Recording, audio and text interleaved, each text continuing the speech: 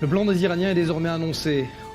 En cas de nouveau raid israélien en Syrie, les représailles seront immédiates et appliquées en fonction d'un plan déjà prévu à l'avance. C'est du moins ce qu'affirme l'un des officiers iraniens à l'occasion du 40e anniversaire de la révolution islamique, ou comment, aujourd'hui, l'Iran continue d'influencer. Ses détracteurs diront même d'étendre sa toile du Yémen au Liban en passant par l'Irak et Gaza. Il en sera largement question dans ce numéro de défense, avec un aller-retour dans l'histoire, celle de l'exfiltration des diplomates israéliens en plein Téhéran en 1979.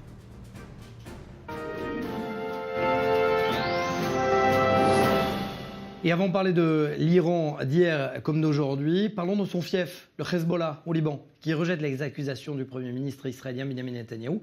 Et pour Hassan Nasrallah, le nouveau gouvernement n'est pas le gouvernement du Hezbollah. Et au même moment, on l'apprend, Benyamin Netanyahou devrait se rendre dans les prochains jours en Russie. Objectif, convaincre les Russes de l'efficacité des raids israéliens contre justement ces installations iraniennes en Syrie. Regardez.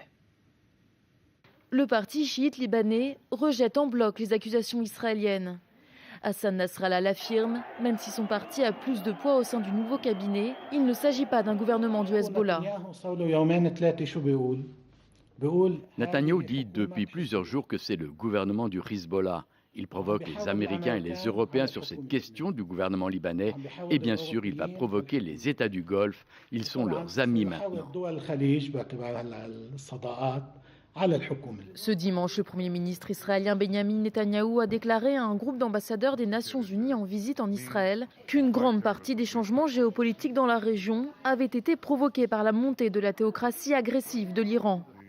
Il a ajouté que le Liban est contrôlé par Téhéran. Preuve pour Benyamin Netanyahou, la nomination de plusieurs ministres du Hezbollah dans le nouveau gouvernement libanais. Après plus de 8 mois de tractations entre les différentes parties, le Premier ministre libanais Saad Hariri est enfin parvenu à former un nouveau cabinet de 30 ministres jeudi soir. Au sein de ce cabinet, le Hezbollah dispose de 3 portefeuilles. Celui de la jeunesse et des sports, avec Mohammad Fner, le ministère d'État pour les affaires du Parlement, dirigé par Mahmoud Komati, mais surtout celui de la santé avec Jamil Jabak. Cette nomination est au centre des critiques, car Jamil Jabak est le médecin personnel de Hassan Nasrallah. Cependant, le leader du Hezbollah l'affirme, il n'est pas membre de son parti. Notre frère, le docteur Jamil Jabak, n'est pas membre de notre parti. Bien sûr, c'est un frère, un ami intime, un homme de confiance et un religieux, mais il est indépendant. Nous avons préféré que le ministre de la Santé ne soit pas un membre du parti, afin de donner une portée à son ministère pour permettre les voyages officiels. Le leader chiite cherche à rassurer. Les fonds publics seront destinés à la santé des Libanais et non pas à la milice chiite. Que ce soit au ministère de la Santé ou dans tout autre ministère, les fonds publics sont l'argent de l'État et doivent être dépensés conformément à certaines règles approuvées. Nous ne permettons pas à notre ministre, à notre directeur ou à notre employé de se comporter en dehors de ces règles. Pour le gouvernement Netanyahou, la nomination de membres du Hezbollah à certains ministères augmente la menace sécuritaire. Le Hezbollah, qui possède la plus puissante milice dans le pays, domine une partie de la vie politique. Ses combattants sont déployés dans le sud du Liban, à la frontière avec Israël. C'était le 1er février 1979. L'ayatollah Ruhollah Khomeini arrive à Téhéran et se présente comme le père de la révolution islamique et présente sa vision du futur. Quelques mois plus tard, il devient le leader spirituel d'une république islamique qui va étendre son influence bien au-delà des frontières de l'Iran. 40 ans d'histoire, de conflits, de guerres, d'accords, parfois controversés, le tout résumé en un petit peu plus de 60 secondes. On se retrouve juste après avec notre premier invité. Il était chef du Mossad en Iran pendant la révolution islamique.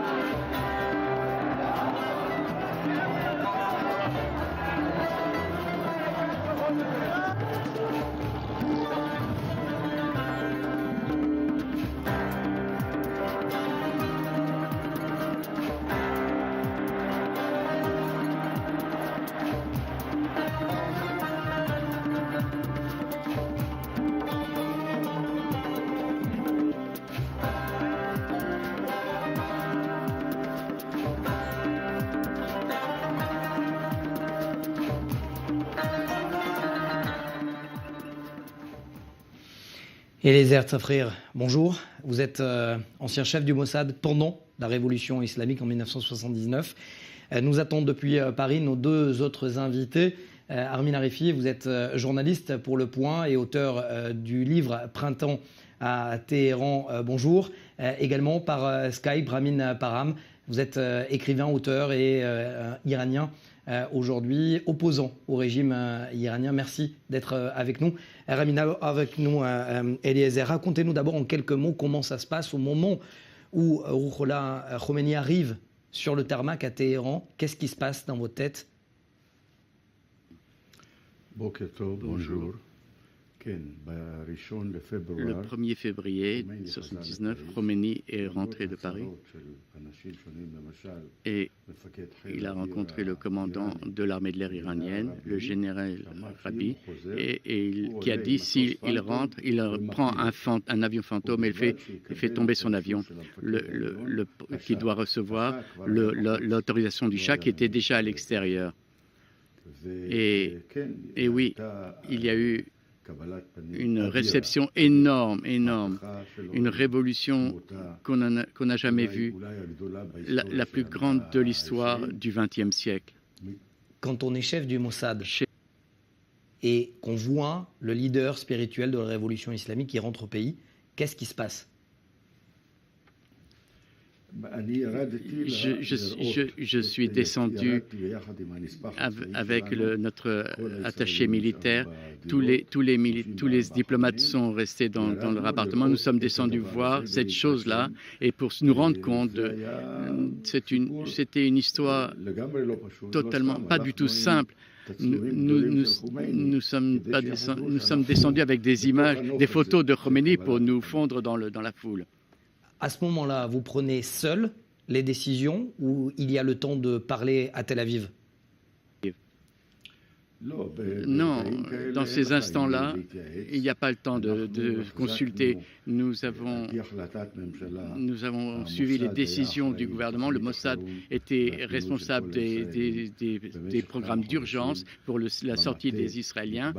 Et il y a eu un QG qui a décidé des directives et j'étais responsable de l'évacuation de tous les Israéliens. Et au bout de 6 mois de détérioration de la révolution, nous avons fait tout ce qui était nécessaire, compris l'évacuation graduelle des familles israéliennes, jusqu'à ce que nous ayons évacué tout le monde et nous sommes restés 34 Israéliens sur le terrain.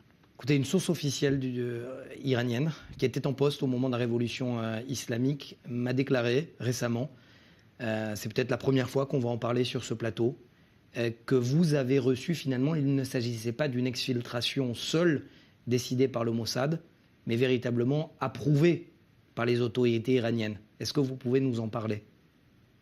Oui, bien sûr. Nous étions coincés une semaine entière du jour de la Révolution, le 11 février, une semaine entière dans nos appartements et j'ai cherché le moyen de correspondre, d'être en relation avec quelqu'un de raisonnable dans la nouvelles autorités et Bazargan, j'ai pris contact avec lui et qui connaît la loi internationale, des gens sensés.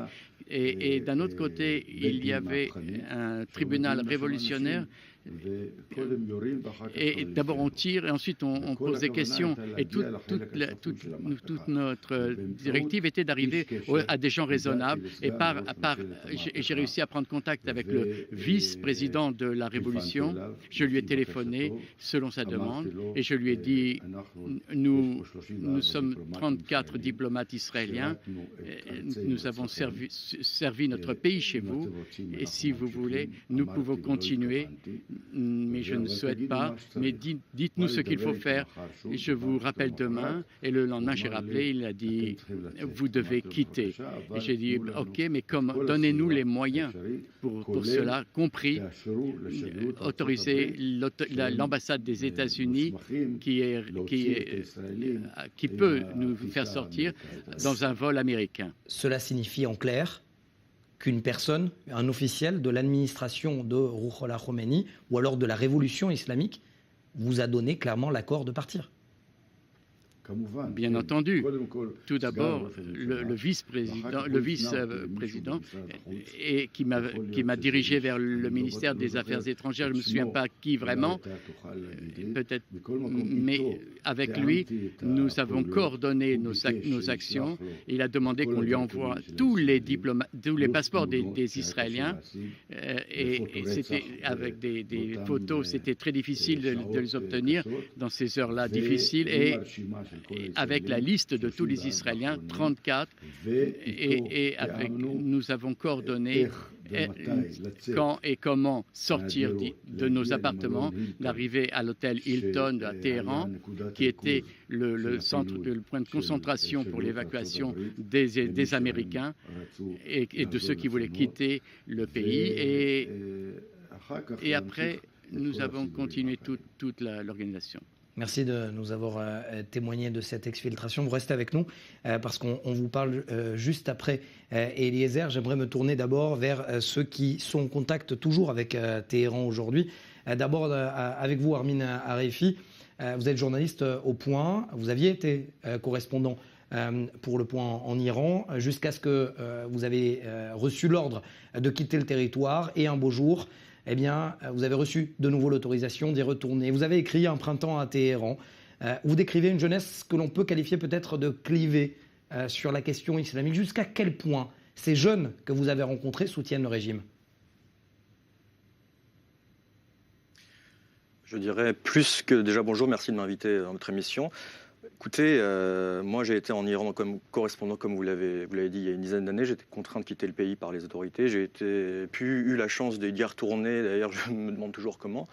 Et ce que j'y ai vu, c'est une jeunesse qui est majoritaire dans le pays, très pro-occidentale, contrairement à ce qu'affirme son régime, et qui, à bien des égards, est complètement en contradiction avec les valeurs que prône la République islamique, c'est-à-dire l'anti-impérialisme, la haine d'Israël, en tout cas la non-reconnaissance d'Israël, les questions par exemple du port du voile. Et aujourd'hui, on voit, il suffit de se promener à Téhéran, mais également dans plein d'autres villes du pays, y compris des régions plus reculées en province. On se rend compte que c'est une jeunesse qui, à bien des égards, ressemble à la jeunesse occidentale et très, je dirais, éduquée et très justement ouverte à l'encontre donc de son gouvernement, et qui n'est pas du tout, je dirais, islamisée, et qui d'ailleurs à beaucoup de reprises, quand on peut parler dans les taxis, dans la rue assez librement, on entend des critiques très fortes vis-à-vis du régime, et même une opposition. Maintenant, une opposition par rapport à la République islamique ne signifie pas que les jeunes demain vont prendre les armes, parce que leurs parents ont fait la révolution. D'ailleurs, on se rend compte aujourd'hui que beaucoup de ces parents d'Iraniens, donc les parents de cette génération qui ont fait la révolution, sont aujourd'hui critiqués en Iran par leurs enfants, qui leur demandent pourquoi vous avez fait la révolution, vous êtes débarrassé d'un dictateur, le chat pour avoir pire, la République islamique. Donc effectivement, ce qui est surprenant, c'est cette dichotomie entre la jeunesse iranienne, et pas seulement celle du nord de Téhéran, la jeunesse aisée, mais également les classes moyennes et même certaines classes paupérisées, c'est-à-dire l'électorat du régime qui, encore une fois, à bien des égards, est en totale opposition vis-à-vis de ceux qui le gouvernent. Mais opposition ne veut pas dire, encore une fois, faire la révolution pour demain. Ça, c'est quelque chose qui revient beaucoup depuis Téhéran, c'est-à-dire qu'ils ne veulent pas d'effusion de sang. Il y a des questions de répression, il y a aussi des questions d'alternative. Aujourd'hui, quelle est la réelle alternative à la République islamique ? Malheureusement, depuis l'Iran, mais également ici à l'étranger, on se rend compte qu'il n'y en a pas forcément. Alors, j'aimerais me tourner justement vers celui qui a vécu de plein fouet cette révolution islamique, c'est Ramin Parham. Vous êtes en Skype avec nous. Ramin, racontez-nous à ce moment-là, en 79, qu'est-ce que vous faites et surtout, qu'est-ce qui se passe sur le terrain ?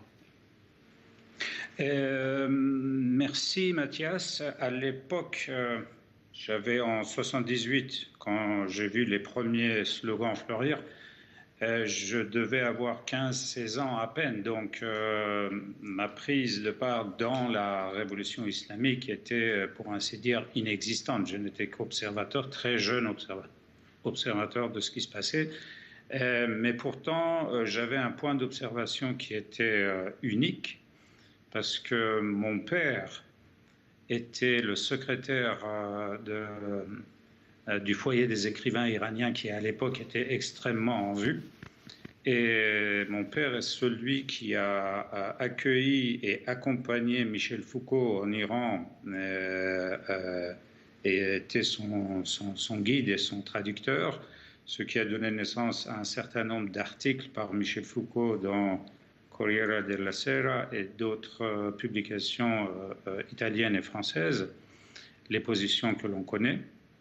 Donc c'était un point de vue, je dirais, vraiment unique, parce que notre maison était le lieu de rassemblement de la plupart des opposants connus du régime du Shah, qui se retrouvaient chez nous plusieurs fois par semaine pour justement coordonner la révolution au sein de la couche intellectuelle téhéranaise, je dirais, parce qu'il ne faut pas étendre la révolution de 1978-79 à l'ensemble du pays, qui, comme vous le savez, à l'époque, avait 33 millions d'habitants.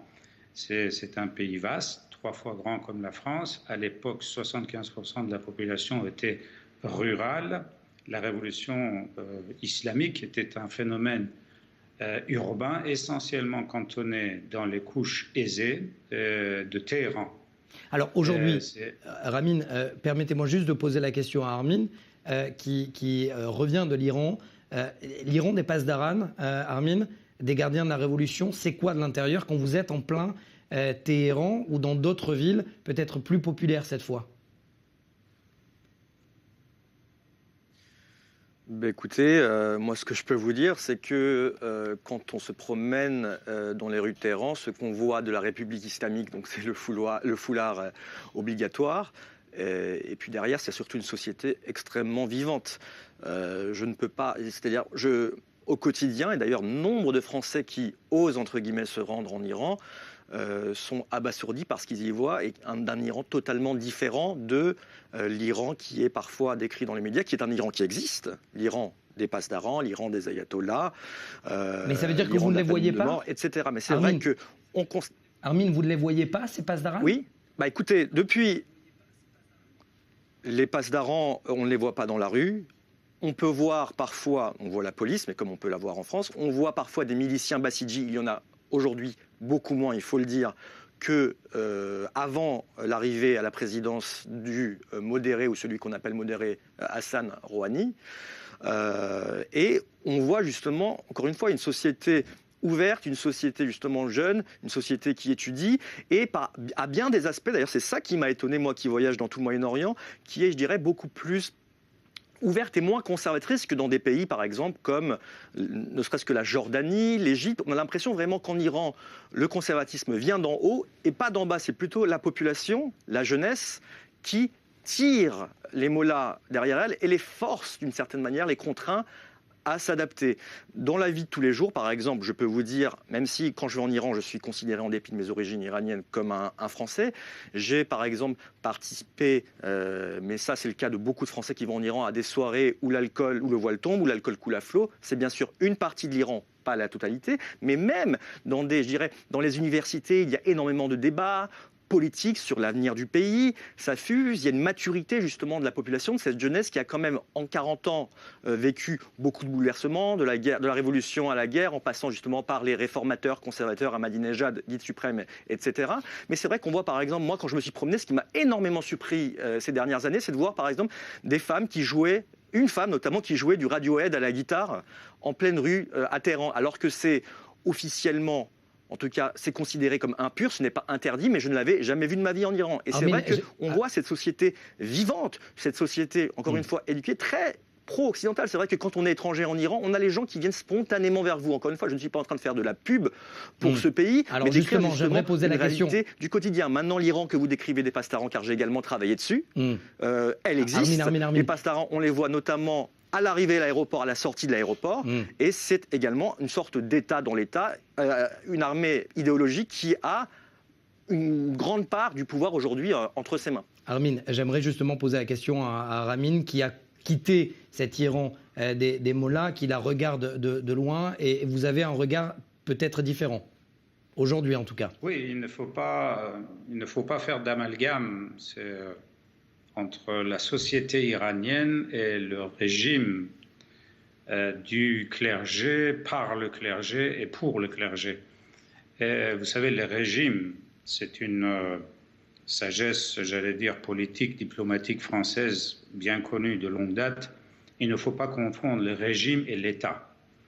Les régimes viennent et s'en vont, mais l'État reste. L'État iranien, un bon nombre d'historiens et d'observateurs considèrent l'Iran, à juste titre, d'être en quelque sorte l'inventeur de l'État au sens historique du terme depuis 25 siècles maintenant, avec tout ce qui fonde les institutions de ce qu'on appelle un État au sens historique du terme.